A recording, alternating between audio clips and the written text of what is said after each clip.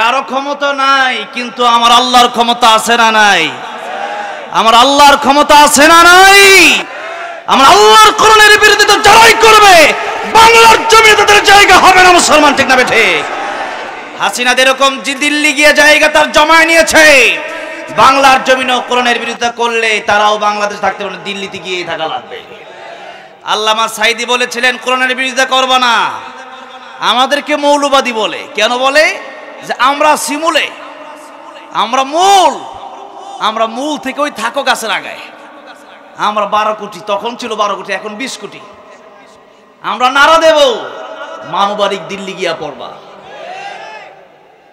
আজকে বাংলাদেশে সেই দিল্লি থেকে চাবি ঘোরানো হচ্ছে সংখ্যালঘু নাম দিয়া। যে আমরা নাকি হিন্দুদেরকে আমরা নাকি কষ্ট দিই, আমরা নাকি হিন্দুদের নিরাপত্তা দিতে পারি না। কিন্তু আপনাদেরকে জিজ্ঞাসা করতে চাই, হিন্দুরা আগের চেয়ে এখন নিরাপদে কম আছে না বেশি আছে? এটা হিন্দুরাই বলেছে। আজকে কিছু হিন্দুদের মাধ্যমে, এটা হিন্দু আমি বলবো না, এটা কোনো ধর্মের দোষ আমি দেব না। হিন্দু অনেক লোক আছে যারা ভালো, যেমন পিনাকি ভট্টাচার্য একজন হিন্দু, কিন্তু সূরা আসরের তাফসীর শুনলে আপনি অবাক হয়ে যাবেন যে এই হিন্দু বেটা এত সুন্দর সূরা আসরের তাফসীর করে কেমন। আল্লাহু আকবার। আল্লাহ তুমি পিনাকি ভট্টাচার্যকে হেদায়েত দিয়ে দাও, জোরে কোন আমিন। বর্তমানের আবু তালিব আপনি বলতে পারেন, নবীর চাচা আবু তালিব, তিনি যদিও মুসলিম হন নাই, কিন্তু নবীর পক্ষে ছিলেন কি ছিলেন না? 3টা বছর জেল খাটছেন। এই পিনাকি ভট্টাচার্য আর সাংবাদিক ইলিয়াস হোসেন, তারা মুসলমানদের পক্ষে আছে কথা বলছে। এবং আমাদের কয়েকদিন পরেই এই ভারত আমাদের দেশের যে ক্ষতি করছে, পৃথিবীর কোনো রাষ্ট্র বাংলাদেশের তো ক্ষতি করে নাই। আর সেই ভারতকে যারা বন্ধু বানাইছে, নিঃসন্দেহের আমাদের শত্রু ছিল, তাতে কোনো সন্দেহ নাই। সুতরাং ভারতকে যারা কাছে টানবে, ভারতকে যারা কলিজার বন্ধু মনে করবে, এরা বাংলাদেশের বন্ধু, তারা বাংলাদেশের চিরশত্রু হয়ে থাকবে, ঠিক না বেঠে?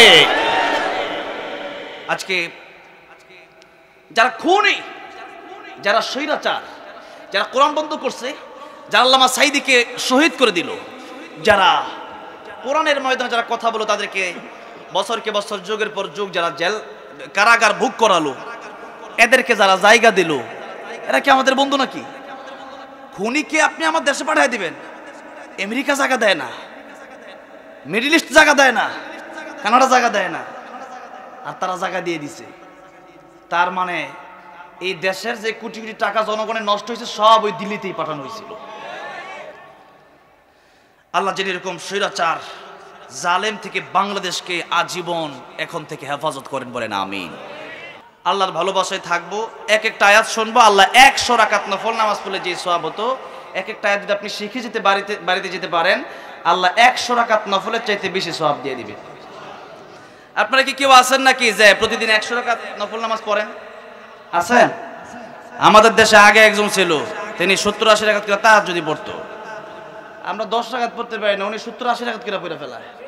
আবার সৌদি গিয়া দেখি কাবা শরীফের পাশে সিগারেটও খায়। আল্লাহ পালাইছে, এখন তো দেশে নাই। যেটি কইছে পালাবো না, ওটি পালাইছে, ঠিক না ভাই? ঠিক। তাহলে 100 রাকাত করে নফল নামাজ আমাদের আমল নামায় আসবে যদি এক একটা আয়াত শিখে যেতে পারি। আমি আমার আলোচনাগুলোর ভিতরে আমি আল্লামা সাইদিকে ফলো করি। কাকে ফলো করি? আল্লামা সাইদি রহমতুল্লাহ আলাইহি। আল্লামা সাইদির চেয়ে বড় মুফাসসির বাংলাদেশে আমি কাউকে মনে করি না। আপনারা কি মনে করেন নাকি? আপনারা মনে করলেও আমি মনে করি না, কারণ বাংলাদেশে সবচেয়ে বেশি কোরআনের আয়াত যিনি বলতেন, কোরআনের তাফসির যিনি করতেন, আসলে যিনি তাফসির করতেন, তিনি হচ্ছেন আল্লামা সাইদি, কোরআনের পাখি, ঠিক না বেঠিক? হক কথাগুলো তিনি বলতেন। তিনি আমার সাথে দেখা হয়েছিল কাতারে, শামীম সাইদি হাফিজাহুল্লাহ। এরপরে আমার আবার বগুড়াতে মাওলানা আব্দুল আমিন সাহেবের মাদ্রাসার মাহফিলে আমাকে দাওয়াত করেছিলেন, সেখানে শেষ আলোচনা আমি রেখেছিলাম। শামীম সাইদি হাফিজাহুল্লাহ আমাকে কাতার গিয়ে বলেছিলেন যে আল্লামা সাইদি যখন কোরআনের কথাগুলো বলছিলেন, তখন চুরির বিরুদ্ধে বলেছেন, স্বৈরাচারের বিরুদ্ধে বলেছেন, জালেমের বিরুদ্ধে বলেছেন, কোরআনের পক্ষে কথাগুলো বলেছেন, মদের বিরুদ্ধে বলেছেন, জুয়ার বিরুদ্ধে বলেছেন, এদেশের পতিতালয়ের বিরুদ্ধে বলেছেন। যখন এই কথাগুলো বলেছেন, তার ব্যবসা আউট হয়ে যাচ্ছিল। আল্লামা সাইদি যদি আর কিছুদিন কথা বলতে পারতো তাহলে আমার মনে হয় আরো আগেই স্বৈরাচার দেশ থেকে বের হয়ে দিল্লি যাওয়া লাগতো। সে বুঝে ফেলছে অবস্থা খারাপ, করুণ হয়ে যাবে আমার অবস্থা। তখনই আল্লামা সাইদিকে জেলে নিল। নেওয়ার পরে বলা হলো যে আপনি জামাতে ইসলামী ছেড়ে দেন, আপনি ইসলামী আন্দোলন বন্ধ করে দেন, আপনি আপনার মতো মিঠা মিঠা কথা বলেন, আমরা কিচ্ছু বলবো না। আল্লামা সাইদি বলেছিল জীবন চলে যেতে পারে তবু আমি আমার হক কথা ছাড়বো না। আল্লাহু আকবার। 13 বছর কারাগারে কাটিয়ে দিলেন। কত বছর? 13 বছর। 13 বছর কারাগারে কাটালেন। এরপরও একটা সেকেন্ডের জন্য বাতিলের কাছে মাথা নত করেন নাই। এরকম একজন আল্লাহর ওলি আমরা এই বাংলাদেশে পেয়েছিলাম, কিন্তু বড় আফসোস, আমি বড়ই আফসোস করি যে ওনাকে আমি দেখতে পারিনি। আল্লামা যারা এই দেশে আলোচনা করেন, বর্তমানে অনেকের বয়স আছে আলোচনা করেন, অনেকে ফলো করেন। তো একজনকে ফলো তো অবশ্যই করতে হবে। যেমন আমাদের নেতা, সবচেয়ে বড় নেতা বিশ্বনবী মুস্তাফা, ঠিক না বে ঠিক? আমার নেতা, যেই নেতার ব্যাপারে সার্টিফিকেট দিয়েছেন কে? দিয়েছেন কে সার্টিফিকেট? আল্লাহ রাব্বুল আলামিন বললেন ওয়া ইন্নাকা লাআলা খুলুকিন আযীম। এমন চরিত্র আল্লাহ রাব্বুল আলামিন দান করলেন, যেই চরিত্র আমাদেরকে এমন শিক্ষা দিয়েছে যে নবীজিকে ইহুদি থাপ্পড় দিয়েছে, কিন্তু নবীজি কি থাপ্পড়ের বদলে থাপ্পড় দিয়েছে না উত্তম আচরণ দিয়েছে? উত্তম আচরণ দিয়েছে। ইহুদি কালিমা পড়ে মুসলমান হয়ে গেছে, সুবহানাল্লাহ। এই ছিল নবীর আদর্শ। নবীজিকে পাথর মেরেছে, নবী উল্টা দোয়া করেছে তাদের হেদায়েতের জন্য। এই ছিল নবীর আচরণ, এই ছিল নবীর আখলাক। জীবনে কোনোদিন দুষ্টুমি করে একটা মিথ্যা কথা বলেন নাই যেই নবী। আমার ভাইরা, আমার মুরব্বী রাহমাতুল লিল আলামিন নবী হয়ে তিনি বকরি চড়িয়েছেন। রাহমাতুল লিল আলামিন নবী হয়ে তিনি কুয়া থেকে পানি উঠায় মানুষের জমিনে কৃষি কাজ করেছেন, সুবহানাল্লাহ। আপনারা যারা কৃষি আছেন, আপনারা হলেন নবীর উত্তরসূরি। আপনারা কার উত্তরসূরি? নবীর উত্তরসূরি, কারণ নবীজি ছিলেন কৃষি, সুবহানাল্লাহ। আমরা নবীর আদর্শ মেনে আমাদের জীবনকে আল্লাহ পাক গঠন করার তৌফিক দান করেন, বলেন আমিন। যারা আল্লাহকে ভালোবাসে তাদের ল্যাপ তোষক লাগে না, তারা মাটিতে বসেই আমার আল্লাহরে ভালোবাসতে পারে। আমার আল্লাহরে ভালোবাসে যারা, এরা দুনিয়াতে কষ্ট করবে, কারণ দুনিয়া এদের জন্য আরামের জায়গা না। দুনিয়া সিজনুল মুমিন ওয়া জান্নাতুল কাফির। এই দুনিয়া তাদের জন্য কয়েদখানা, জেলখানা। এই জন্য আমরা জেলখানাকে ভয় পাই না। পাই নাকি? মুসলমান কি জেলখানাকে ভয় পায় নাকি? কেন পায় না? কারণ মুসলমান জানে যে গোটা দুনিয়ায় আমার জন্য জেলখানা। আল্লাহর আইন মানতে পারলে আমাকে জাহান্নামে জ্বলতে হবে। আমাকে যদি জান্নাতে যেতে হয়, জেল আসতে পারে, জুলুম আসতে পারে, হামলা আসতে পারে, মামলা আসতে পারে। আল্লাহর কোরআন থেকে মুসলমান এক সেকেন্ডের জন্য পিছপা হবে না, হবে না, হবে না। আমার ভাইরা, আমার মুরব্বী বাবাজিরা, আল্লাহর কোরআনের ভালোবাসা, আল্লাহর ভালোবাসা আমাদের অন্তরে সবচেয়ে বেশি। কারণ এখানে আমরা যারাই বসে আছি, আমরা কি ইমানদার না বেঈমান? কি বলেন? আচ্ছা, আমি তো বুঝতেছি না এত কম আওয়াজ কেমনে হয়। আর শোনেন না, দূরে না, মুমিনের আওয়াজটা। আল্লামা সাইদির আরেকটা কথা আমার মনে পড়ে গেছে। আল্লামা সাইদি বলেছিলেন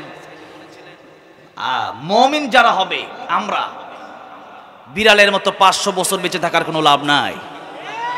সিংহের মতো 1 ঘন্টা বাঁচতে চায়, রাজি আছেন? কার দু হাত উঠে দেখান।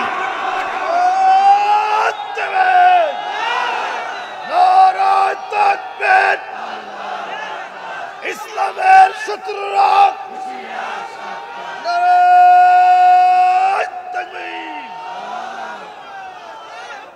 আমার ভাইরা, আমার মুরব্বী বাবাজিরা,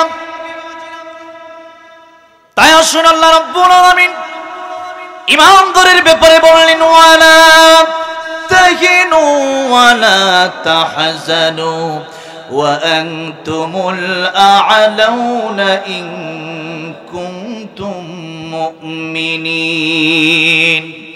মুমিন যদি হতে পারেন, ইমানদার যদি হতে পারে, আল্লাহ রাব্বুল আলামিন বললেন তোমাদের কোনো ভয় নাই, তোমাদের কোনো চিন্তা নাই। কারণ মুমিনের বন্ধু तमाम পৃথিবীর সব কিছু যদি মুমিনের শত্রু হয়ে যায়, মুমিনের একজন বন্ধু আছে, জোরে আওয়াজ দিয়া বলেন তিনি কে? ইন্নামা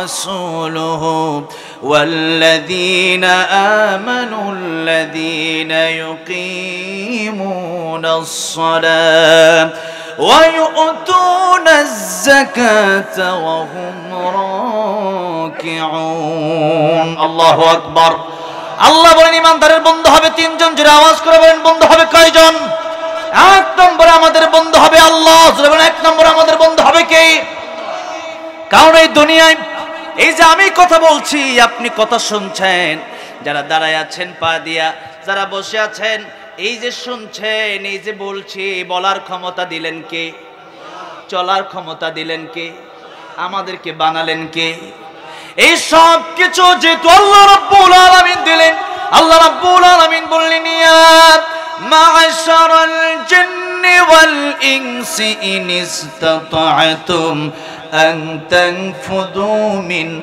আকতারিস সামাওয়াতি ওয়াল আরদি ফানফুযু লা তানফুযুনা ইল্লা বিসুলতান সবাই আমার সাথে ঠোঁট মিলে পড়েন ফাবিআই আলাই রাব্বিকুমা তুকাযযিবান আল্লাহ রাব্বুল আলামিন বললেন যদি আমি তোমাদেরকে বলার ক্ষমতা দিয়ে থাকি চলার ক্ষমতা দিয়ে থাকি আর আমার আইন তোমাদের কাছে ভালো না লাগে আমার কোরআন তোমাদের কাছে ভালো না লাগে আমার রাষ্ট্র ব্যবস্থা তোমাদের কাছে ভালো না লাগে যাদের কাছে কোরআন ভালো লাগবে না আল্লাহর কোরআনের আয়াতগুলো যাদের কাছে ভালো লাগবে না আল্লাহকে যার ভালো লাগে না আল্লাহ বলেন আমার দুনিয়ায় আমার আকাশের নিচে আমার জমিনের উপর থাকার জায়গা তোর নাই ঠিক না ঠিক এই জন্য আমি জিজ্ঞাসা করতে চাই এই বাংলাদেশের আকাশ জমিন কার আর সেই দিল্লির আকাশ জমিন কার গুজরাটের আকাশ জমিন কার সুতরাং বাংলাদেশ থেকে দিল্লি পায়ে গেলে আল্লাহর আকাশ জমিন ছাড়া হবে না আল্লাহর আইন যদি আল্লাহর কোরআন যদি কারো কাছে ভালো না লাগে আল্লাহর আকাশ জমিন থেকে বের হয়ে যাও ঠিক না ঠিক আর আল্লাহর আকাশ জমিন থেকে বের হয়ে যাওয়ার মতো কোনো জায়গা আমাদের নাই আছে নাকি আল্লাহর আকাশ জমিন ছেড়ে বের হয়ে যাওয়ার মতো কোনো জায়গা আমাদের নাই আল্লাহর আকাশ জমিন ছেড়ে বের হয়ে আপনি যাবেন কোথায় অন্য গ্রহ যদি আপনি যান মঙ্গল গ্রহ কার সূর্য কার চন্দ্র কার বুধ গ্রহ কার যা কিছু সবই তো আল্লাহর আমারই তো বানাইছে আল্লাহ ঠিক না বে ঠিক বাপে সন্তানরে কইছে তুই বিয়াদবি করছত বের হয়ে যা বাইতে বের হ সন্তান কই তোমার বাড়ি ছাড়া জায়গা নাই ক যা কই যাবি যা সন্তান চলে গেছে নানির বাড়ি বাপে কই তোর নানির বাড়ি হওয়ার আগে এটা আমার শ্বশুর বাড়ি যেই ছেলে আমার কথা শুনে না বের হো ওই ছেলে আমার শ্বশুর বাড়িতে থাকতে পারবে না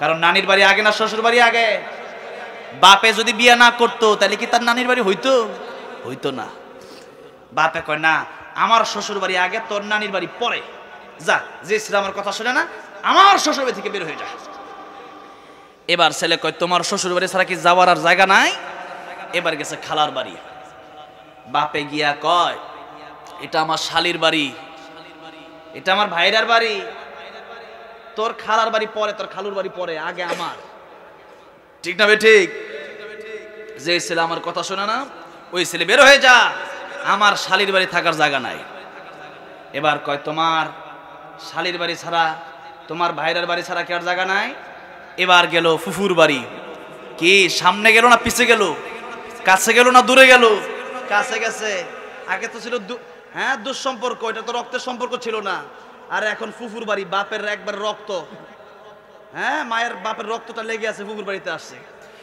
এরকম ঘটনা ঘটে নাই অনেকেরই ঘটছে এবার বাপে কয় এটা তোর ফুফুর বাড়ি পরে আগে আমার বোনের বাড়ি ঠিক না ঠিক আগে আমার বোনের বাড়ি যে ছেলে আমার কথা শুনে না ওই ছেলে আমার বোনের বাড়ি থাকার অধিকার তার নাই এবার তার হুঁশ ফিরে আসছে ডাক দিয়ে বলল বাবা ভুল করেছি বেয়াদবি করেছি অন্যায় করেছি অপরাধ করেছি আমি বুঝতে পেরেছি ও বাবা যেখানেই যাব সেখানেই তো দেখি তোমার বন্ধু আগে তোমার আত্মীয় স্বজন আগে ও বাবা রে সে তো পরের কথা যদি তুমি আমার জন্ম না দিতে এই পৃথিবীর সুন্দর মুখ আমি দেখতে পারতাম না। ও বাবা, ভুল করেছি, বেয়াদবি করেছি, আমারে মাফ করে দাও। এবার বাবা ডাক দিয়া বলে, সন্তান রে, আমি তো তোর বাড়ি থেকে বের হয়ে যাওয়ার জন্য বলি নাই। সন্তান রে, আমি তোর বাড়ি থেকে বের হওয়ার জন্য বলেছিলাম এই জন্য যাতে করে তুই আমার কাছে ক্ষমা চাস। এই ক্ষমা আজকে তুই 1 সপ্তাহ পরে চাইলি, 1 সপ্তাহ আগে ক্ষমা চাইলে আমি বাবা তোরে মাফ করে দিতাম। সুবহানাল্লাহ। বাবার মনে মায়া আল্লাহ দিলেন। বাবা কিন্তু আসলে কিন্তু বাড়ি থেকে বের হয়ে যাওয়ার জন্য বলে না। আসলে বাপ মা কি আসলে বাড়ি থেকে বের হয়ে যাওয়ার জন্য বলে নাকি সন্তানকে? সন্তান যেন মাফ চায়, সন্তান যেন তার ভুল স্বীকার করে। এই জন্যে বাবা বলে যে সন্তান তুই একটু আমার কাছে মাফ চাইলে তো আগেই তোরে মাফ করে দিতাম। আমি জানি তুই আমার বাড়ি ছাড়া কই যাবি, আর কতদিন থাকবে, তোরা কেউ রাখবে না, 3 দিন 4 দিন 5 দিন বন্ধু, এরপর আর তোরে রাখবে না। এবার বাপে তারা চুমা দেয়, একবার কপালে, একবার ঠোঁটে, একবার গালে, বাড়িতে নিয়ে যায়, একবার কুলে নেয়, একবার নিচে নামে, একবার চিপস কিনা দেয়, একবার আইসক্রিম কিনা দেয়, একবার চকলেট কিনা দেয়। কত আদর, আদরের শেষ নাই, ঠিক না বেঠে? আল্লাহ রাব্বুল আলামিন বলছেন, বান্দারে তোর বাপের অন্তরে কত মায়া, তোর মায়ের অন্তরে কত মায়া রে বান্দা। আমি আল্লাহর অন্তরে, আমি আল্লাহর কুদরতি অন্তরে এর চাইতে কোটি কোটি গুণ বেশি মায়া রে। তোর বাপে তোরে আর তোরে কি দিল? তোর বাপে তোরে কথা বলার ক্ষমতা দেয় নাই রে, তোর বাপে তোরে চলার ক্ষমতায় তোরে দেয় নাই রে। ও আমার বান্দারে, আমি আল্লাহ রাব্বুল আলামিন তোরে রূহ না দিলে এই লাশ কোনো বাবা মা রাখতো না, এই লাশ কোনো এমপি রাখবে না, এই লাশ কোনো মন্ত্রী রাখবে না, এই লাশ দুনিয়ার কোনো মানুষ রাখবে না, এই লাশ কোনো নেতা রাখবে না, এই লাশ প্রধানমন্ত্রীও রাখবে না, দুনিয়ার কোনো মানুষ এই লাশও রাখবে না। বান্দারে, আমি আল্লাহ রাব্বুল আলামিন তোর রূহ দিয়েছিলাম বিদায়, ইঞ্জিন আছে বিদায় ডাব্বার দাম আছে। ইঞ্জিন যেদিন থাকবে না, এই খালি ডাব্বার দাম সেদিন থাকবে না। একদিন তোমারি নাম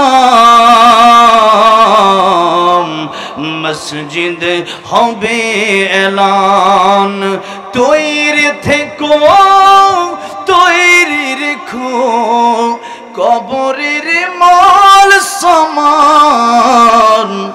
একদিন তোমারি নাম মসজিদ হবে এলান। মসজিদে এলান হয়ে যাবে, আব্দুর রহমান আর দুনিয়ায় নাই, আব্দুর রহিম আর দুনিয়ায় নাই। আব্দুর রহিম নাই, আব্দুর রহমান নাই, মানে কি?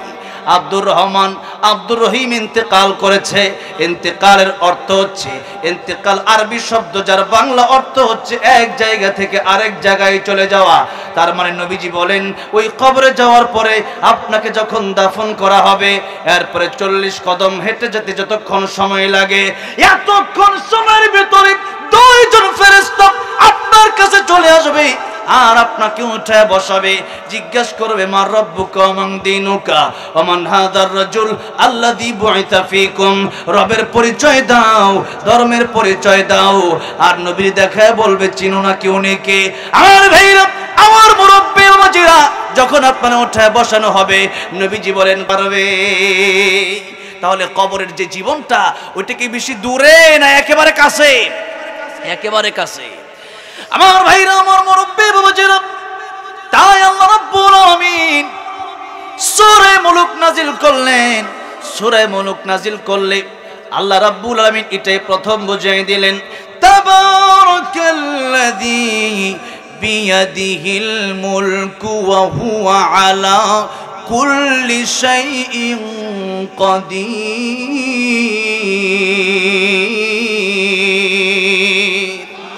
আল্লাহ রাব্বুল আলামিন বললেন, মহিমাময় সেই সত্তা যার হাতে গোটা রাজত্ব, তার মানে মূল মালিক গোটা রাজত্ব।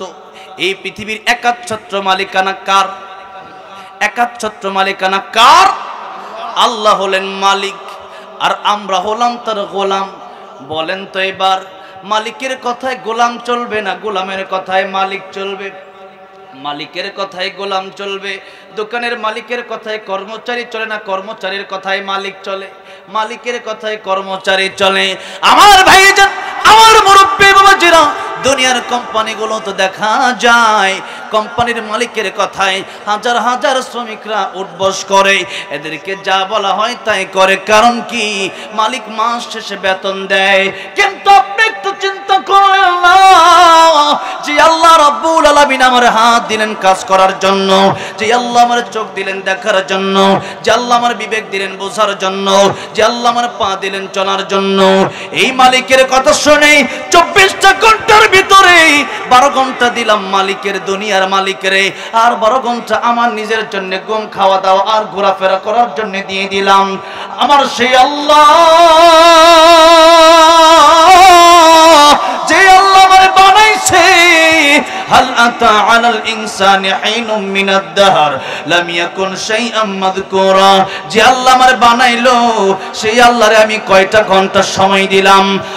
বন্ধুরে, আপনার বিবেকের কাছে আপনি প্রশ্ন করেন, যে আল্লাহ আমারে বানাইলো, যে আল্লাহ আমারে কথা বলার ক্ষমতা দিল, যে আল্লাহ আমারে দেখার ক্ষমতা দিল, যে আল্লাহ আমারে কাজের ক্ষমতা দিল, যে আল্লাহ আমারে চলার ক্ষমতা দিল, ওই আল্লাহর জন্য 24 ঘন্টা থেকে কমপক্ষে 1টা ঘন্টা দেওয়ার দরকার আছে না নাই? এর জন্য আযান যখন হয়ে যাবে, হাইয়া আলাস সালাহ হাইয়া আলাল ফালাহ আসসালাতু খায়রুম মিনান নাওম।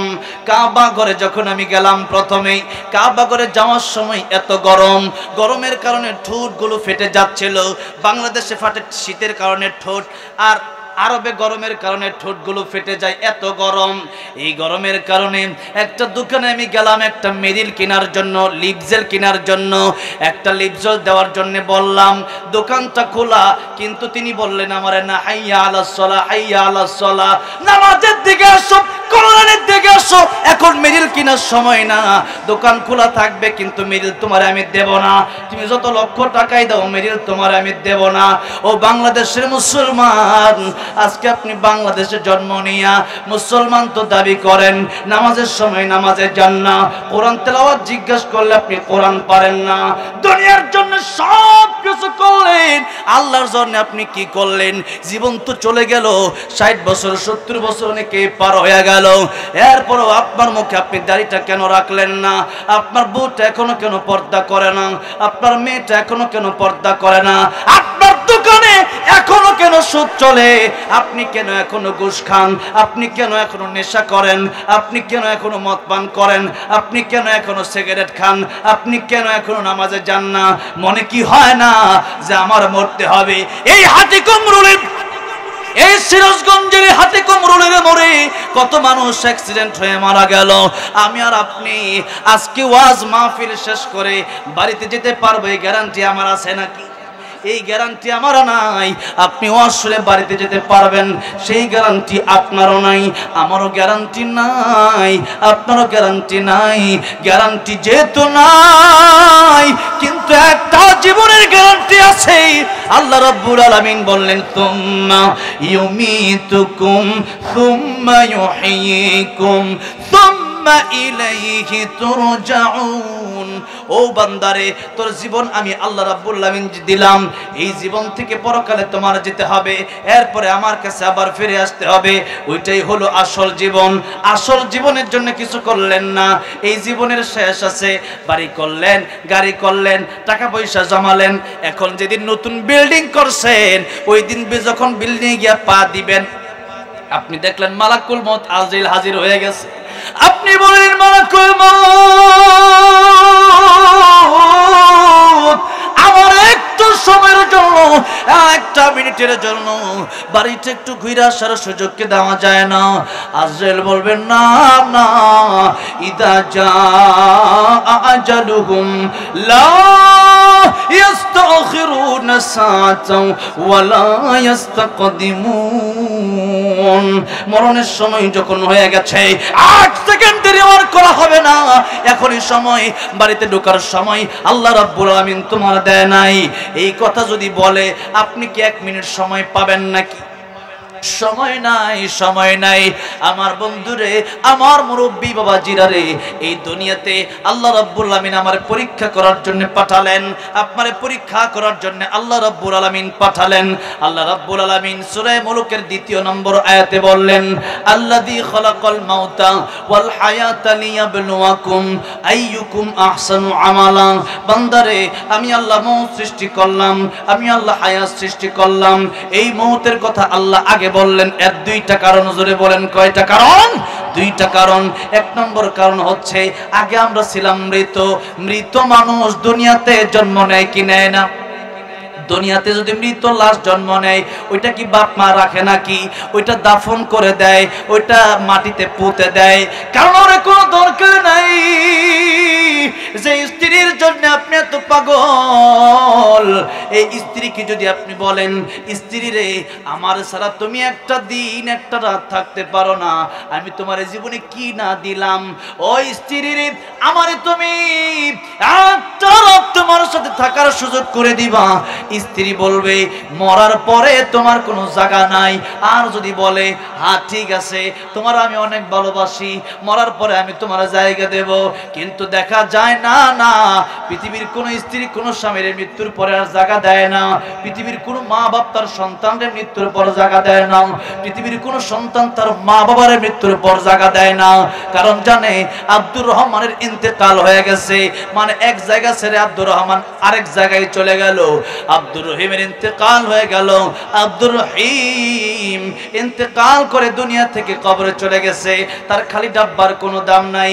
খালি ডাব্বা রাখলে এটা পচে যাবে, গলে যাবে, আমার বাড়িঘর নষ্ট হয়ে যাবে। মূলত বাড়িঘর তো তার না, বাড়িঘর তো আপনার। কিন্তু বাড়িঘর আপনার কি হলে কি হবে? আল্লাহ রাব্বুল আলামিন বলেন, ইয়াউমা লা ইয়ানফাউ মালু ওয়ালা বানুন ইল্লা মান আতাল্লাহা বিকলবিন সালিম। আমি আল্লাহর কাছে সম্পদের কোনো কাজ আসবে না, সন্তানাদি কোনো কাজে আসবে না। আমি আল্লাহ রাব্বুল আলামিনের কাছে তোমার ভালো একটা অন্তর যদি থাকে, ওইটা কাজে আসবে। এই জন্য মুসলমান এই দেহের জন্য দুনিয়াতে বাড়িঘর কম বানায়া আখিরাতের জন্য বাড়ি বানানোর দরকার আছে না নাই?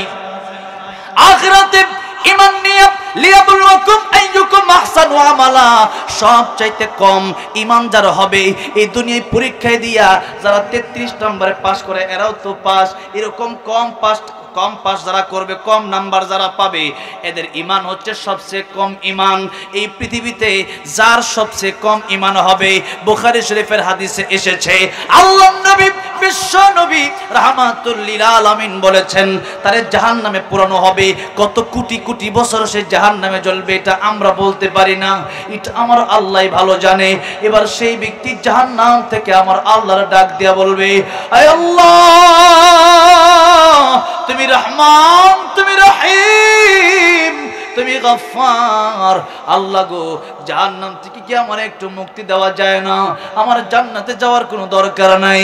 এবার আল্লাহ রাব্বুল আলামিন তারে জাহান্নাম থেকে বের করে আনবেন। জাহান্নাম থেকে বের করে আনার পরে আল্লাহ রাব্বুল আলামিনকে বলবেন, আল্লাহ, এখানেও আমার ভালো লাগে না, আল্লাহ জান্নাতের একটু কাছে কি আমার নেওয়া যায় না? আল্লাহ বলবেন, এটাই তোর শেষ আবদার। এবার বান্দা ডেকে বলবে, আল্লাহ, এটাই আমার শেষ আবদার। অনেক লম্বা ঘটনা, একটু একটু করে বান্দা আগায়। এবার বান্দা জান্নাতের কাছে যাওয়ার পরে বান্দা শুনতে পারবে জান্নাতের ভিতরে কিচিরমিচির আওয়াজ হয়, পাখির আওয়াজ হয়, কত সুন্দর আওয়াজ। যেই আওয়াজ জীবনে কোনোদিন কোনো কান শুনে নাই, যেই নিয়ামত কোনোদিন কোনো চোখ দেখে নাই, যে নিয়ামত কোনোদিন কোনো মন অন্তর কল্পনা করে নাই। এত সুন্দর আওয়াজ শোনার পরে আল্লাহ রাব্বুল আলামিনকে ডাক দেয়া বলবেন, আল্লাহ রাব্বুল আলামিন, আমারে কি একটু জান্নাতে যাওয়ার সুযোগ দেওয়া যায়? যাব, আবার আমি বের হয়ে চলে আসব। জোরে বলা যাবে না সুবহানাল্লাহ? আল্লাহ বলবেন, বান্দারে, তোর যাওয়ার সুযোগ আমি আল্লাহ রাব্বুল আলামিন দেব, কিন্তু তুই আবার বের হয়ে যাবি তো? বান্দা বলবে, হ্যাঁ আল্লাহ, আমি বের হয়ে যাব। এবার আল্লাহ রাব্বুল আলামিন তারে একটু ঢোকার সুযোগ দিবে। যখন ঢোকার সুযোগ দিবে, তখন দেখেন এই হাদিসটাকে মুহাদ্দিসিনে কেরামগণ বলেছেন হাসির হাদিস। কিসের হাদিস? হাসির হাদিস। কারণ এই বান্দাটা এমন একটা কথা বলবে যে এই কথাটা শুনে আমার আল্লাহ নিজেই হাসবে। কোন সুবহানাল্লাহ। দেখেন, আমার আল্লাহ হাসবে। এবার বান্দা বলে, আল্লাহ, আমার সবচেয়ে কম ইমান, মানে আর কোন ইমানদার জাহান্নামে নাই, ওই সবচেয়ে শেষ, সবার শেষে বের হলো এবং সবার শেষে জান্নাতে ঢুকলো। এবার এই লোকটাকে যখন আল্লাহ ঢোকার পারমিশন দিয়েই দিল, কিন্তু কথা ছিল কি যে লোকটা আবার জান্নাত থেকে বের হয়ে যাবে, ছিল কি ছিল না? ওয়াদা ছিল। কিন্তু বান্দা এবার জান্নাতে যাওয়ার পরে এখন আর বের হয় না। সুবহানাল্লাহ। আমার আল্লাহকে কিরে বের হোস না কেন? এবার বান্দা ডাক দেখো, আল্লাহ আমি যদি বের হয়ে যাই, তুমি বলো তো আমার ওয়াদার দাম বেশি না তোমার ওয়াদার দাম বেশি? দামটা কার ওয়াদার দাম বেশি? আল্লাহর ওয়াদার দাম বেশি। আল্লাহ আমি তোর জীবনে কত ওয়াদা ভঙ্গ করছি, আয় আল্লাহ আমি তো বান্দা, তাও ইমানদারদের ভিতরে সবচেয়ে কম ইমান আমার, আর তুমি আল্লাহ, তুমি রহমান, তুমি রহিম, তুমি গাফফার। আল্লাহ আমার আর সম্মানের কি আছে? আমি নাপাক পানি থেকে তৈরি হয়েছি, জাহান্নামে জ্বলতে জ্বলতে আঙ্গার হয়েছি, আল্লাহ এরপরে জান্নাতে আসলাম, আমি আর আমার দাম আর আছি বা কতটুকু? আল্লাহ তুমি বলো আমার ওয়াদার দাম বেশি না তোমার ওয়াদার? আল্লাহ কয় আমার ওয়াদার দাম একটু বেশি। সুবহানাল্লাহ। আল্লাহ আমার ওয়াদা রাখতে গেলে তোমার ওয়াদা ভঙ্গ হবে, তোমার ওয়াদা রাখতে গেলে আমার ওয়াদা ভঙ্গ হবে।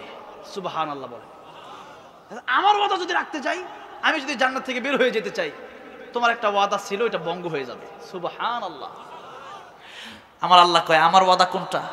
দেখেন ওয়াজ মাহফিল শুনলো লাভ আছে, ওই বেটা এটা জানে, এটা শুনছে খালিদিনা ফিহা আবাদা, জান্নাতে যাওয়ার পরে আল্লাহ পাক কাউকে যদি একবার জান্নাতে দেয়, আল্লাহর ওয়াদা হচ্ছে আর কোনোদিন তাকে জান্নাত থেকে বের করে দেবে না। সুবহানাল্লাহ জোরে কোন সুবহানাল্লাহ। আমার আল্লাহকে ডেকে বলবে, আল্লাহ তাআলা জান্নাতে আমি এসেছি, তুমি যদি আমার বের করে দাও আমি হয়তো বের হয়ে যাব, আমার ওয়াদা রক্ষা হতে পারে, কিন্তু কত ওয়াদা ভঙ্গ করলাম, এই জন্য জাহান্নামে জ্বললাম। কত ওয়াদা ভঙ্গ করিয়া আজকে চলে আসলাম জান্নাতের ভেতর পর্যন্ত। এবার আল্লাহ রাব্বুল আলামিনকে বলবেন, আয় আল্লাহ তাআলা তুমি যদি তোমার ওয়াদা ভঙ্গ করো, আয় আল্লাহ তুমি না বলছো জান্নাতে ঢুকলে আর বের করতে দিবা, কাউকে বের হতে দিবা না, কেউ বের হবে না, এখন আমি বের হয়ে গেলে তোমার কোরআনের আয়াত মিথ্যা হয়ে যাবে। আল্লাহু আকবার। এখন আল্লাহ আমি বেশি বড় একটা জান্নাত চাই না, আমি থাকার জন্য একটা ঘর আমারে তুমি দাও, ছোট্ট একটা ঘর। আমার আল্লাহর যখন এই কথা বলবে, আল্লাহ আমার দাম আর আছে কি? আমার ওয়াদা ভঙ্গ হয়ে গেলে তাহলে তো তোমার ওয়াদা ঠিক থাকবে, আর তোমার ওয়াদা ঠিক থাকুক ওইটাই আমি চাই। আমার কি আর সম্মান আছে? তোমার তো সম্মান, সম্মান তো একমাত্র তোমারই সম্মান। এবার আল্লাহ তার কথা শুনে খুশি হয়ে যাবেন, হাসবেন, বলেন সুবহানাল্লাহ। আল্লাহ বলেন, বান্দা তুই এমন একটা কথা বলেছিস যে কথার কারণে আজকে তোকে আমার জান্নাত দিয়েই দিতে হবে। সুবহানাল্লাহ। তুমি বান্দা শুনে রাখ, দুনিয়ার সাধারণ কোন ঘর, সাধারণ কোন জায়গা আমি আল্লাহ রাব্বুল আমিন তোরে দেব না। এই যে দুনিয়াটা আছে, এই যে দুনিয়া, তার সবচেয়ে কম ইমান, ইমানটা স্পিডটা দুর্বল, একেবারে কম, এর চেয়ে কম ইমান আর কারো নাই। এখন আল্লাহ বলবেন, বান্দারে তোর সবচেয়ে কম ইমান, এই জন্য দুনিয়ার চাইতে 10 গুণ বড় একটা জান্নাত আমি আল্লাহ রাব্বুল আমিন তোরে হাদিয়া দিয়ে দিলাম। এই দুনিয়ার চেয়ে 10 গুণ বড় জান্নাত আল্লাহ দিবে। কি মনে করেন ওই জান্নাত কি মানে ঘুমামো ফজর নামাজ পড়তাম না, আল্লাহ দিয়ে দিবেন নাকি? এমনি দিয়ে দিবে আল্লাহ। আমাদের দেশের মানুষ কি মনে করে জানেন?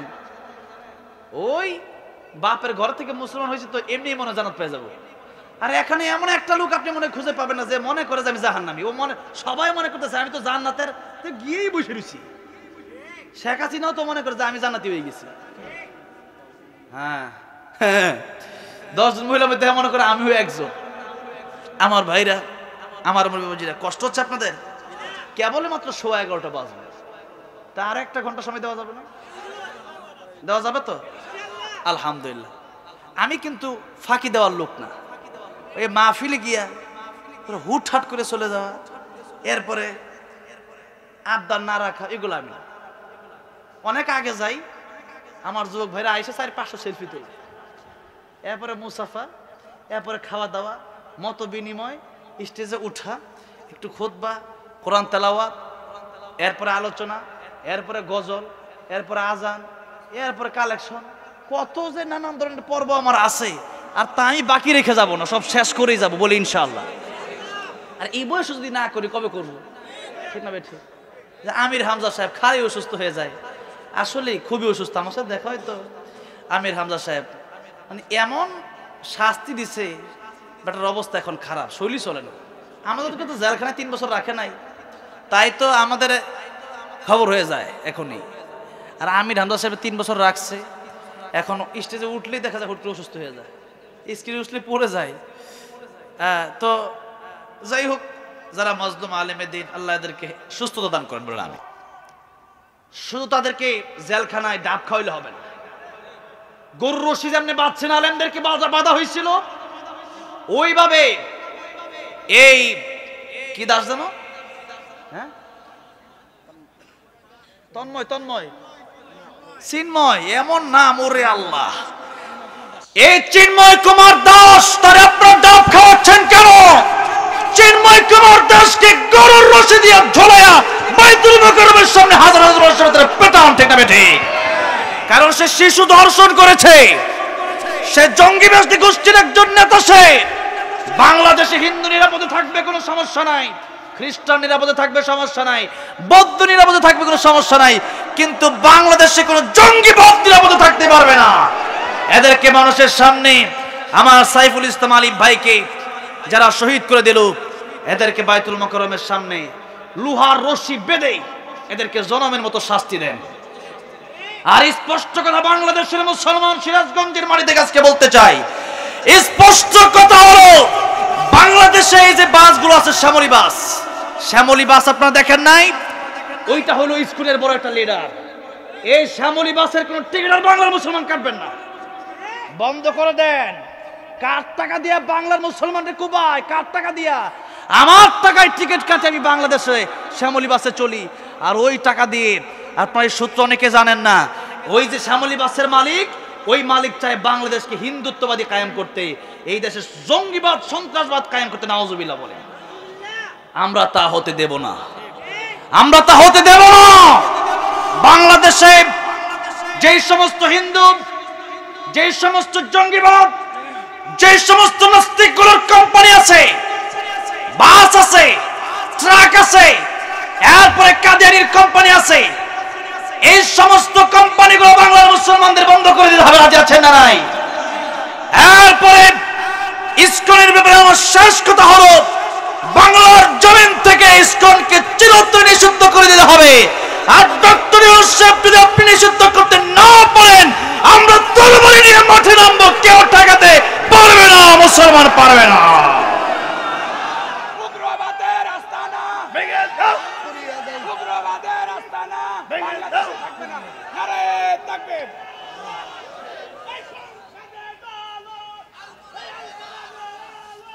আমার ভাইরা, আমার মুরব্বী ওয়াজ শুনেন, ভালো করে লক্ষ্য করে শুনেন।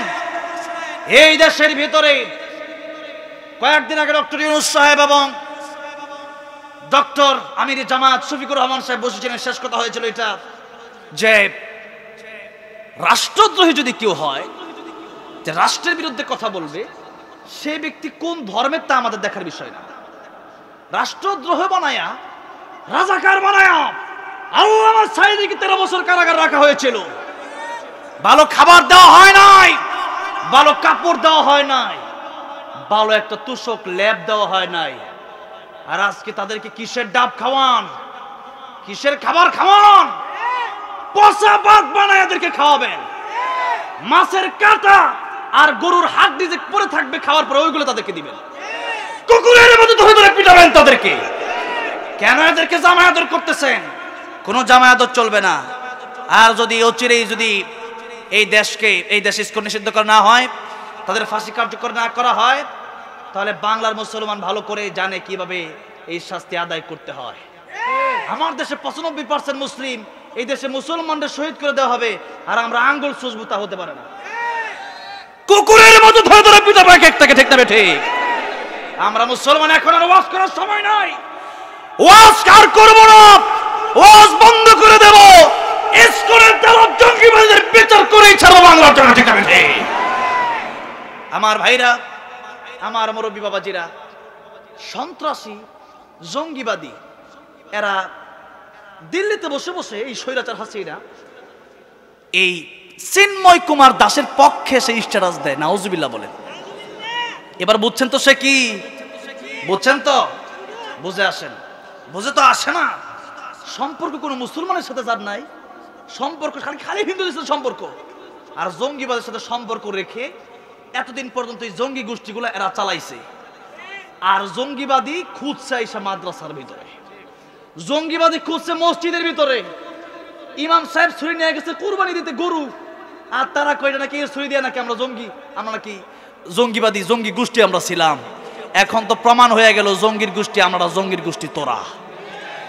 আমরা ভালো মানুষ, এই জন্য এখনো বাংলার জমিনে থাকতে পেরেছি, আর তোরা জঙ্গির গোষ্ঠীর জন্য এখন তোদের জায়গা বাংলার জমিনে হয় না। আল্লাহ আমাদেরকে বোঝার তৌফিক দান করেন। আল্লাহ রাব্বুল আলামিন বলেন, এই ক্ষমতার মালিক কে? তাবারাকাল্লাযী বিয়াদিল মুলক ওয়া হুয়া আলা কুল্লি শাইইন কাদির। একচ্ছত্র ক্ষমতার মালিকানা কার? আল্লাহ বলেন।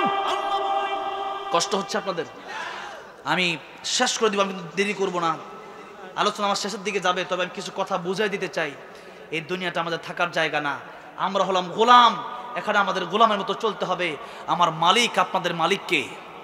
সে আল্লাহর আইন আমাদের বাস্তবায়ন করার দরকার আছে না নাই? আজকে আমরা নামাজে মানি, রোজায় মানি, হজে মানি, জাকাতে মানি, কিন্তু আমার গতকালকে এই দিনাজপুরের এক লোক বলল, হুজুর রাজনীতি খালি বললেন না। আমি বললাম, রাজনীতি কোরআনে থাকলে তো আমি বলবো, নবী রাজনীতি করলে আমি করব। আর আমরা ভালো করে শুনে রাখেন, সিরাজগঞ্জের মুসলমান আলেমরা যদি রাজনীতি না করে, আগামীতে আবারও স্বৈরাচার আসবে, আগামীতে আবারও জালেম আসবে, আগামীতে আবারও ভারতের দালাল আসবে।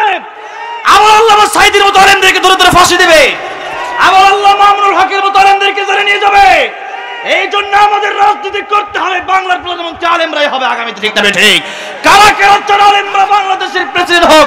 দুহাত আল্লাহ উঠায় দেখান কোরআনের আইন যারা যারা চান।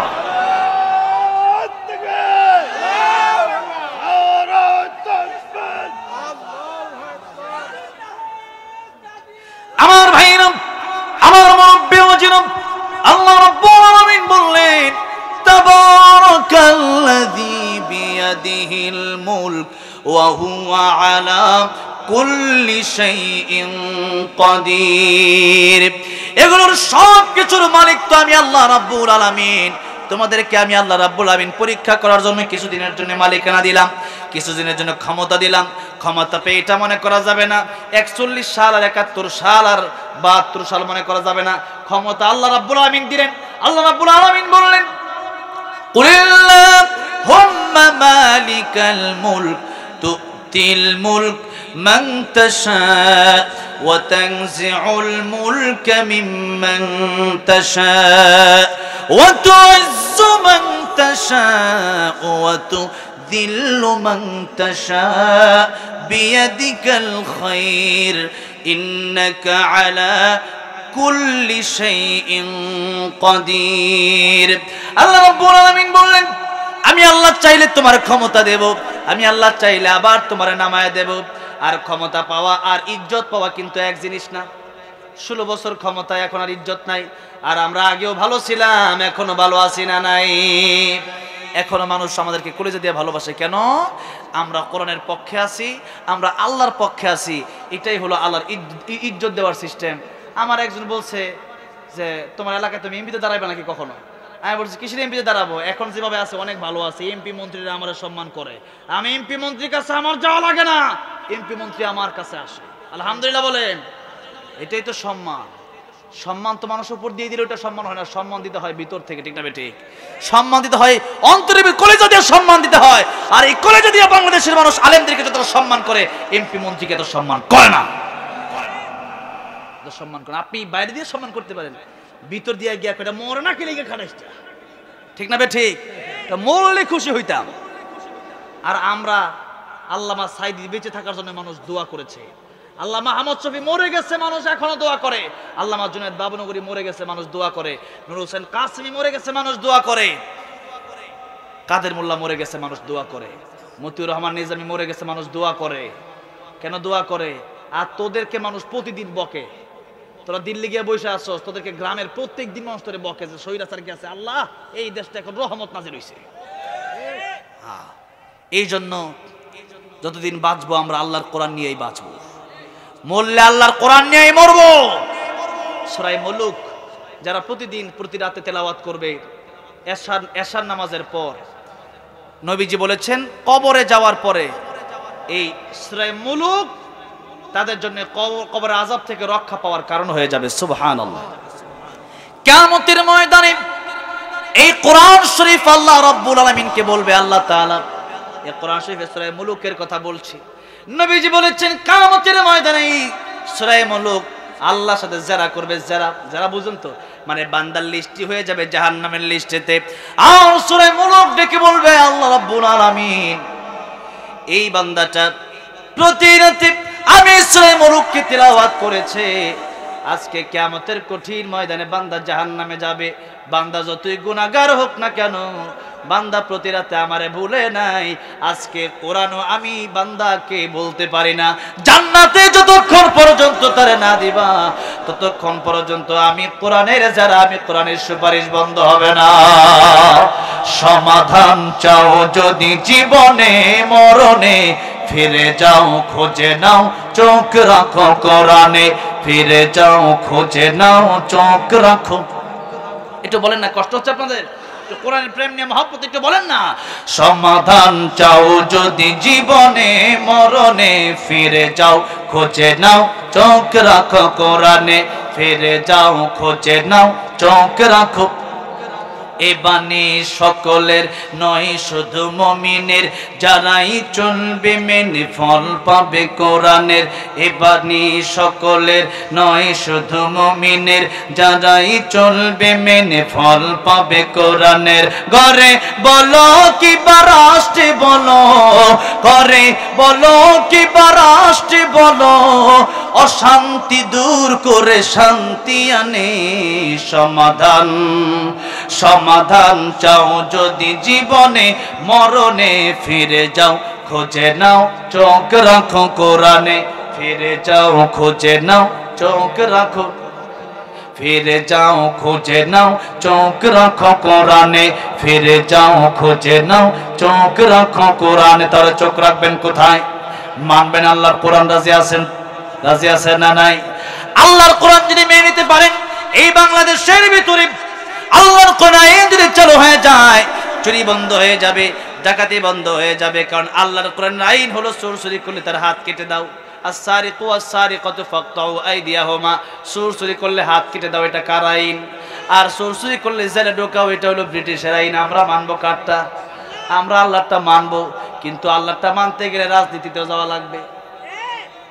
দেশে যদি আমি ক্ষমতায় না থাকি, আমি যদি এখন বিচার যারা করে এরা তো বলবে যে চুরি করছে জেলে দাও। এখন আমি যদি বলি যে এই জজ সাহেব আপনি যে বিচারটা মানি না, আপনি বলবেন ওরে শুদ্ধ অ্যারেস্ট করো, বলবে না? এখন তো জজ সাহেব নামাজ পড়েন, নামাজের সময় হয়ে গেলে পরে ইমাম সাহেব যদি দ্বিতীয় রাকাতে আত্তাহিয়াতু না পড়ে যদি উঠা যায়, 4 রাকাত জোহরের নামাজ মনে করেন, তখন জজ সাহেব নামাজের ভিতরে গিয়ে উনি নিজেও লুকমা দেয় না? আল্লাহু আকবার বলে লুকমা দেয়। কিন্তু উনি যদি ভুল করে ওনার লুকমা দিতে গেলে পরে বলে ওনারা জেলে দাও। কেন? আল্লাহর কোরআনের আইন বাস্তবায়ন হয় নাই। আল্লাহর কোরআন আজকে থেকে বাস্তবায়ন যদি শুরু হয়ে যায়, 8টা চোরের হাত যদি মিডিয়ার সামনে কেটে দেওয়া হয়, দেখবেন কালকে থেকে চুরি ডাকাতি কমে যাবে। যে চুরি করলে এখন আর জেল দেওয়া হবে না, হাতটা কাটা দেওয়া হবে। নবী বলেন আমার মেয়ে ফাতিমা যদি চুরি করে, এই মদিনার প্রেসিডেন্ট আমি বিশ্ব নবী রাহমাতুল লিল আলামিন, আমার মেয়ে ফাতিমা যদি এই মদিনায় চুরি করে, আমি মানুষের সামনে ফাতিমার হাতটাও কেটে দেব। আল্লাহু আকবার বলেন। কি প্রেসিডেন্ট ছিলেন!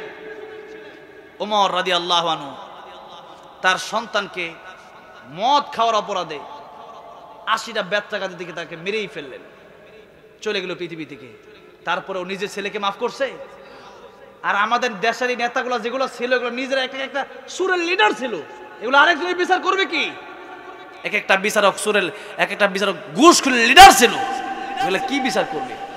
হ্যাঁ, যে সালমান এফ রহমান, এগুলো তো দেখছেন না, দাড়ি কাইটা এরপরে পালাইতে দিচ্ছে। আল্লাহ কাই পালাবি, তুই পালাবি কোথায়? তোর আমি আল্লাহ ধরে দেবো। নাইলে এমন স্যার আবার চিনি কেমন, আমি তো চিনতেছি না। আল্লাহ কয় তুই পালাবি, আমি ধরাই দেবো, তোরে বাঁচানোর ক্ষমতা কারো নাই, ঠিক না বেঠে? আমার ভাইরা, আমার মুরব্বী বাবাজিরা, এই জন্য আল্লাহর কোরআন আইনটা, আল্লাহর গোলামিটা শুধু কি মসজিদে চলবে না, রাষ্ট্রেও চলবে? রাষ্ট্রেও চলতে হবে। তাহলে কেউ যদি মদ খায় তাকে 80 ব্যাট দিতে হবে। 80টা ব্যাট যদি জোরে জোরে দেওয়া হয়, দেখবেন মদ খাওয়া কমে গেছে। আজকে আমার দেশে ইন্ডিয়ার বর্ডার দিয়ে লক্ষ লক্ষ ইয়াবা দৈনিক ঢুকে, ঠিক না বে ঠিক? সেই আবার সন্তান খায়, এক একটা ইয়াবাকুর সন্তান যদি এক একটা ঘরে থাকে, ঘরটা জাহান্নামে পরিণত হয়ে যায়। আজকে সেই ইয়াবা দেশে ঢুকতেছে, এগুলা বন্ধ করবে কে? ওটা বন্ধ করলে তো ইয়াবার পার্সেন্টেজ সে পাবে না। কানাডায় বেগম পাড়া বানাতে পারবে না, চুরি করতে পারবে না। এজন্য আল্লামা সাঈদী বলেছিলেন, কোরআনের পক্ষে কথা বলতে গেলেই, কোরআনের পক্ষে আইন করতে গেলেই বড় বড় বোতল খাওয়া যায় না, চুরি করা যায় না, ডাকাতি করা যায় না। আপনি রাজনীতি নিষিদ্ধ করেন, আপনি নিষিদ্ধ করেন, সুরকে জেলে দেওয়ার কথা বলেন, হাত কাটা নিষিদ্ধ করেন, মদ পান করলে 80 ব্যাট দিতে নিষিদ্ধ করেন। কেন আপনি নিষিদ্ধ করতে পারেন না? ইয়াবা দেশে ঢুকতে পারবে না, এই দেশের সোনার ছেলে টেন্ডারবাজি করতে পারবে না। এইগুলো নিষিদ্ধ করতে পারে না। নিষিদ্ধ করতে কোনো জিনিস পায় না, কয় 18 বছর আগে বিয়ে দেওয়া যাবে না, বালেক হয়ে যাওয়ার সাথে সাথে বিয়ে দিয়ে দিবেন। এই বিয়ার আইন ব্রিটিশ করেছে, এই জন্য দেশে জিনা বেড়েছে। আজকে যদি আগে যদি দেশে যদি এই দেশে যদি বিয়ের আইন সহজ হয়ে যেত, তাহলে জিনা দেশে বন্ধ হয়ে যেত। কিন্তু এখন বিয়া সহজ না জিনা সহজ? বিয়া কি সহজ না কঠিন? ওরে বাবা রে বাবা, বিয়া করতে গেলে তার কয়টা ফ্ল্যাট আছে, কয় কাঠা জমি আছে, ওরে ছেলে দেখতে দেখতে ওর মেয়ে মনে হয় আকাশ থেকে কেবলমাত্র পড়ছে, মেয়ে মনে হয় দুধে তুলসী পাতা ওইটা। আবার মেয়ে দেখতে গেল যৌতুকও আছে না নাই? খালি ছেলেদের পক্ষে কথা বলে ওটা, মেয়েদের পক্ষে বলতে হবে। দুই গ্রুপেরই দোষ আছে, দোষ এক গ্রুপের দেওয়া যায় না, ঠিক না বে ঠিক? যৌতুক ছাড়া বিয়া করে না, কয়েকদিন জাটার বাড়ি দেয়। তুই বাপ কথা শুনস না কেন? কয় কি সে কথা শুনবো রে? 42 ইঞ্চি টিভি যখন আমার বাপ তোকে দিয়েছিল তখন কি করেছিলি, ঠিক না বে ঠিক? হ্যাঁ, এই জন্য যৌতুক নেওয়া বন্ধ করতে হবে। আপনি হালালের মাঝে হারাম ঢুকাবেন, ওই হারামে কোনোদিন আরাম থাকতে পারে না। এই জন্য বিয়াকে সহজ করেন আর জিনাকে বন্ধ করেন। আজকে আমাদের দেশে জিনা করতে কি লাগে? কিচ্ছু লাগে না। ছেলে কয় তুমি কি রাজি, মেয়ে কয় কে করে কাজী, চলো দুইজন যাই, এরপরে শুরু হয়ে যায় খেলামেলা। আর ওই বেটা জিনা যদি করে তাহলে বিয়ে করে তো কোনো শখই থাকে না। এই জন্য আজকে এত পরকিয়া, আর দেশে বিয়ে হইলে বিয়ে টিকে না। কেন টিকে না? এই সমস্ত কারণে। জিনা সহজ হয়ে গেছে। জিনা যদি কঠিন হয়ে যেত, বিয়েটা যদি সহজ হয়ে যেত, এই দেশে আজকে বাবা মা তো বোঝে না, চিন্তা করে ছেলে কি খাওয়াবে। আর খাওয়ার মালিক আপনি না, আপনার ঘরে মেয়ে থাকলে আপনি কি খাওয়াতেন? এই জন্যে এই রিজিকের মালিক আমার আল্লাহ। রিজিকের মালিককে এই দুনিয়ায় মানুষ পাঠানোর 50,000 বছর লাগে আল্লাহ রিজিক লোহে মাহফুজে লিখে রেখেছেন। আমি কি জানতাম নাকি যে আমি এক মাহফিল করবো আমার 50,000 করে টাকা দেবো? আমি জানতাম নাকি এটা? আমি তো ভাবছি হয়তো এরকম কোনো চাকরি করবো, হয়তো আমি 10,000 15,000 বেতন পাবো মাসে। এখন দেখি আল্লাহ দৈনিক 1 লাখ করে দেয় আমার। আলহামদুলিল্লাহ কোন তো কার রিজিক আল্লাহ কেমন লিখছে আপনি বুঝবেন না তো। আপনি আল্লাহর জন্য পাগল হন। মাল্লাহুল মাওলা ফালাহুল কুল, ওয়াল্লাহি বিল্লাহি তাআলা, আল্লাহর কসম, একবার দুইবার তিনবার এই দুনিয়াতে শান্তি, পরকালে আপনার মুক্তি হবে। আল্লাহরে মানবেন না, কোটি টাকা থাকতে পারে আপনার খাবার রুচি হবে না, কোটি টাকা থাকতে পারে আপনার ঘুম হবে না, কোটি টাকা থাকতে পারে 10 পদ খাবার রাখবে আপনার, আপনি খাবার খেতে পারবেন না, আপনার ছেলে কথা শুনবে না, স্ত্রীর কথা শুনবে না, শান্তি আপনি পাবেন না। ঠিক। আর আপনি আল্লাহর প্রেমে পাগল হন, তাহাজ্জুদের নামাজ পড়ে ফজর পড়ে ঘর থেকে বের হন, আপনি খাবার খাবেন চাপার ভর্তা দিয়া, খাবার খাবেন আলু ভর্তা ডাউল দিয়া, ভিতরে শুধু শান্তি আর শান্তি থাকবে। যারা পেরেছে আল্লাহর প্রেমে পাগল হইতে, তারাই বুঝতে পেরেছে, ঠিক না বে ঠিক? তারাই বুঝেছে। আমার ভাইরা এবং মুরব্বী ওয়াজিরাম, দুনিয়ার 50-60 বছর চলতে গেলে আর কি লাগে? আর পরকালে গোলামি করে না করে যদি কবরে যান, বিপদে পড়ে যাবেন। এই জন্য আল্লাহ রাব্বুল আলামিন বলেন, আমি মালিক, তুমি গোলাম। আমার গোলাম হয়ে যারা দুনিয়াতে গোলামি করবে, 5 ওয়াক্ত আজান যখন হয়ে যাবে, আমার দোকান বন্ধ, আমার ঘুম বন্ধ। দুনিয়াতে ঘুমাইতে তো ভালো লাগে একটু, তবে কবরে গেলে একটা মানুষ সর্বনিম্ন 40,000 বছর ঘুমাবে। কত হাজার বছর? আপনি কয় ঘন্টা ঘুমান, ফজর নামাজ কাজা করেন, আপনি কবরে ঘুমাতে চান না দুনিয়াতে ঘুমাতে চান? কবরে ঘুমাইতে চাই। আর যদি কবরে ঘুমাইতে না পারেন, তাহলে কিন্তু সাধারণ বসে থাকতে দিবেন আপনারে। কবরে ঘুমাইতে না পারলে এমন এমন সাপের সবল দেবে, 99টা সাপ থাকবে, এক একটা সবল দেবে, আপনি 70 গজ নিচে চলে যাবেন। এক একটা বাড়ি দিবে আগুনের হাতুড়ি দিয়া, ওই আগুনের হাতুড়ি কেমন, নবী বলেন উহুদ পাহাড় বাড়ি দিলে উহুদ পাহাড় চূর্ণ বিচূর্ণ হয়ে যেত। 8 মাইল লম্বা উহুদ পাহাড়, তাহলে আপনি 3.5 হাত বডি আপনাকে বাড়ি দিলে আপনার অবস্থাটা কি হবে? সহ্য করতে পারবেন? পারবেন না। এরপরে যেই ফেরেশতা আপনি কাঁদবেন, ফেরেশতা থাকবে অন্ধ, ফেরেশতা থাকবে বধির। আপনি বলবেন ফেরেশতা আমরা একটু ছাড় দাও, ফেরেশতা তো শুনবেই না। আপনার ছাড় দিবে কোন জায়গা থেকে?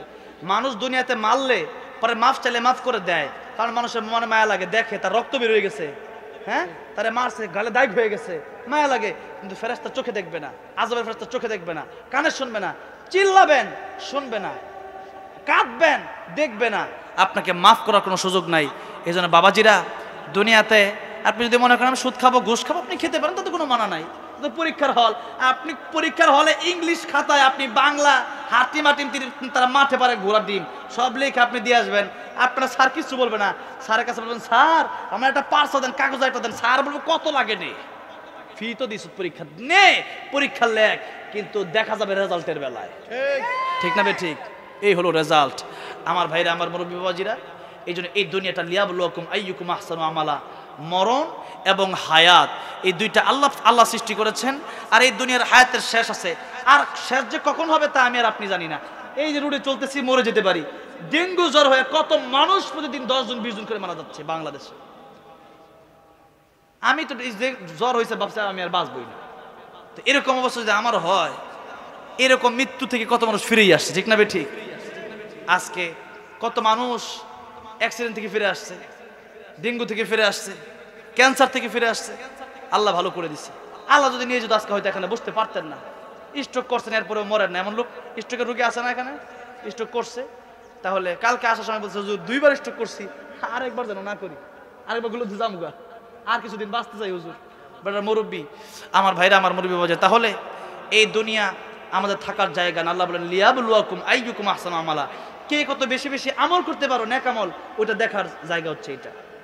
এখানে কে বেশি খাইতে পারো, কে কার থেকে বেশি ঘুমাইতে পারো, কে হেরাম দেখাতে পারো বেশি, এগুলোর জায়গা এখানে আমি আল্লাহ দেই নাই। আর দেখালে 60 বছর দেখাতে পারো, এরপরে আমি আল্লাহ কিয়ামতের মধ্যে তোমাদেরকে ধরবো। আর যারা আমার গোলামি করবে এদেরকে আমি আল্লাহ বলবো ইয়া আইয়াতুহান নাফসুল মুতমাইন্না ইরজিই ইলা রাব্বিকি রাদিয়াতাম মারদিয়া ফাদখুলি ফি ইবাদি ওয়াদখুলি জান্নাতি। আল্লাহ বলেন হে প্রশান্ত মন, তোমার মনটা খুব ভালো ছিল, ও আমার বান্দা, তোমার প্রতি আমি আল্লাহ খুশি, তুমিও খুশি আমার প্রতি, তুমি আমার গোলামি করছো, আমি মালিক হয়ে তোমার প্রতি খুশি হয়ে গেছি। আজকে ফাদখুলি ফি ইবাদি, আব্দুন থেকে ইবাদ, আব্দুন মানে গোলাম, ও আমার গোলামেরা, আজকে যারাই আসল গোলাম ছিল আমার গোলামিটা ঠিকমতো করছো, এরা আমার গোলামের অন্তর্ভুক্ত হও, ওয়াদখুলি জান্নাতি, জান্নাতে ঢুকে যাও। আর জান্নাতের ভিতরে যারা একবার ঢুকতে পারবে, আল্লাহ রাব্বুল আলামিন বললেন ফামান যুহজিহা আনিন নারি ওয়া উদখিলাল জান্নাতা ফাকাদ ফাজ ওয়া মাল হায়াতুদ দুনিয়া ইল্লা মাতাউল গুরুর। জান্নাতে যেতে পারলেই তোমার জীবন সফল কাম। আর এই বাড়ি গাড়ি নারী কিচ্ছু থাকবে না, এগুলো সব ধ্বংস হয়ে যাবে, সব শেষ হয়ে যাবে, এগুলো সফলতা না। তুমি কবরে যাবে, কাফনের একটা পকেটও তোমার দেওয়া হবে না। টাকা তো বড় কথা, কাফনের কাপড়ে কি পকেট আছে নাকি? হালাল হারাম না মানিয়া কত টাকা করছো কামাই, এত টাকা রাখবা কোথায়, কাফনের তো পকেট নাই।